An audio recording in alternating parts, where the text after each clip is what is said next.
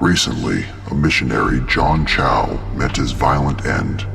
Despite being forbidden by authorities, he felt the need to bring his Bible to the tribe living on a remote island that had never been contacted by modern society was far too important. He paddled a canoe to the island, convinced he was protected by his God. Members of the tribe saw him coming and lined the shores to witness this strange person approaching. John stood up and waved hello. This was when John realized he made a fatal mistake, as a hail of arrows began piercing every organ in his body in alphabetical order. Currently, authorities are trying to figure out how to retrieve his body, but have announced they may just give up and consider him lost because they do not wish to disturb the tribe. Isn't it strange how this murder is not considered a murder? If this was a group of white Europeans living like the Amish in isolation for generations on an island, and an Asian man paddled a canoe to their shore and they shot him on sight, the local government would be there with helicopters and tanks. Not a single white person would be left alive.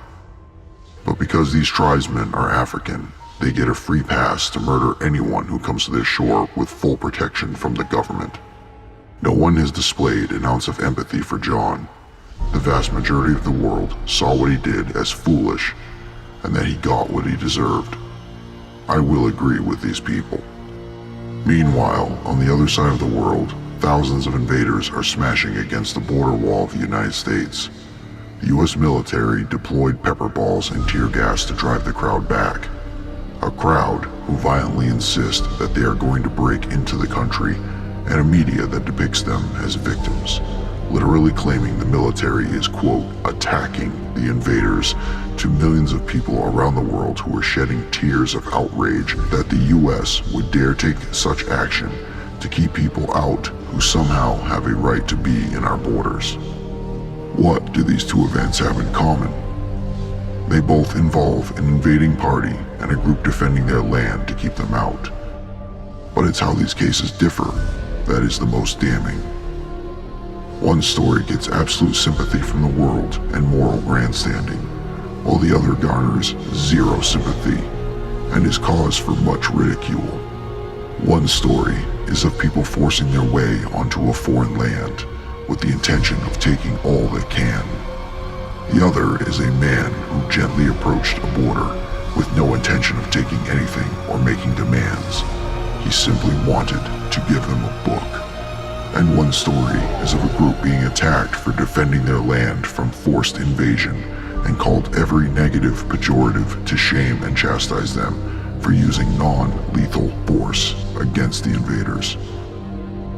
Where the mere insinuation that a military would even bring rifles to a border to project a potential use of lethal force is a war crime, the other story is looked at with indifference. The public consensus is that it was John's fault for getting murdered. He was arrogant and warned by everyone that an island of Africans would use violence to defend their land from invaders, and he did not listen. But when a horde of brown men launch a full-scale attack on the US border, everyone believes we have no right to use anything to stop them. Ponder these words as you follow me on all social networks in the description. And remember, watch from the shadows and see the truth.